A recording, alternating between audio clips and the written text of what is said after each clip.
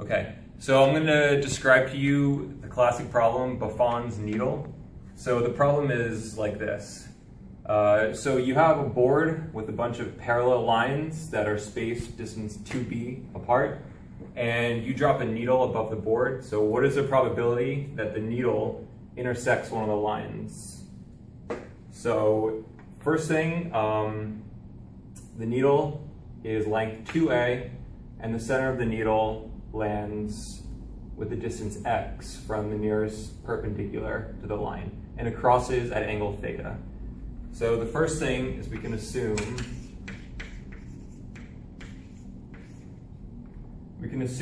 that x is uniform between 0 and b, and assume that theta is also uniform between 0 and pi over 2. We can also assume that these two variables are independent.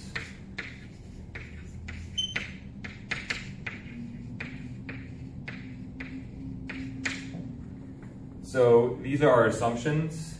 So let's consider the case where there's no intersection at all. So in that case, you'd essentially have this drawing here, and you have this triangle that gets drawn here, you can consider, where this is x, this is theta, and you can say, due to the trigonometric laws, x is equal to this distance here.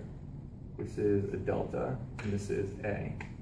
Right, so this is delta plus a times cosine of theta. So this is when there's no intersection. So now consider the case where there's an intersection. You'd have something like this. The needle crosses, center x. The same kind of thing where you have a triangle, length x, same angle theta. But in this case, this is going to be some value less than a. So less than half the length of the needle here. So the only way that we can have an intersection is if this value, a with a hat on it, is less than the value a. So basically that means we can only have an intersection if x is less than a cosine theta. So this gives us an idea of our domain, or our range of x. Okay. So since we assume they're independent, we can look at their joint distribution just by multiplying the two marginal distributions together. X of x and f theta of theta. Okay. Since they're both independent, they'll have similar distribution. So in this case, fx of x will be 1 over b. And f theta will be 1 over pi over 2. Okay? So when you multiply the two together, you end up getting a joint distribution of 2 over b pi. And this is valid in the range from 0 is less than x, less than or equal to b, 0 is less than or equal to theta, less than or equal to pi over 2. Okay? So now if we go back to the point where there's an intersection, we're essentially saying, what's the probability of an intersection? Which is basically the probability that x is less than a cosine theta. Okay. So in order to figure out what this is, we can basically just integrate over the joint distribution and just look at the range and consider only the case where this equality holds true. So in this case, this is the range of the joint distribution. You have everything less than b. This is x. This is theta. Theta is pi over 2. Okay. And a cosine theta would look something like this. So this is a cosine of theta. So we want to see everything inside here. So in this case, our integral is going to look something like, we're going to have two integrals, and we're going to do fx theta of x and theta. So in order to find the area here in the shaded region, we can just look at the limits where this is true. So in this case, theta will range from 0 to pi over 2. We take a fixed slice here.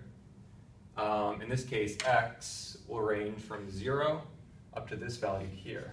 And this value is just a cosine theta, so that's our upper limit. Okay. And this will be dx d theta. So now all we have to do is just evaluate the integral, and we can find out what the probability is. So this will be, we just plug in from here, 2 over 2b, or sorry, 2 over b pi. This is integral 0 to a cosine theta dx d theta. Okay, so this turns out to be 0 pi over 2 of just a cosine theta d theta, and this evaluates to 2a over b pi. So this is the probability that if a needle were dropped across this board of parallel lines, the probability that the needle will intersect one line is 2a over b pi. One interesting thing, one application of this, is you can use this to approximate the value of pi. So imagine you repeated this experiment multiple times. You repeat the experiment n times, and of those n times, you get n sub c for the amount of times that a needle actually crosses one of these lines. So this is going to be equal to 2a over b pi, and if you cross multiply and solve for pi, what you end up finding is that pi is roughly equal to 2a times the number of crossings divided by the number of trials. So you can experimentally determine a value for pi by doing this experiment.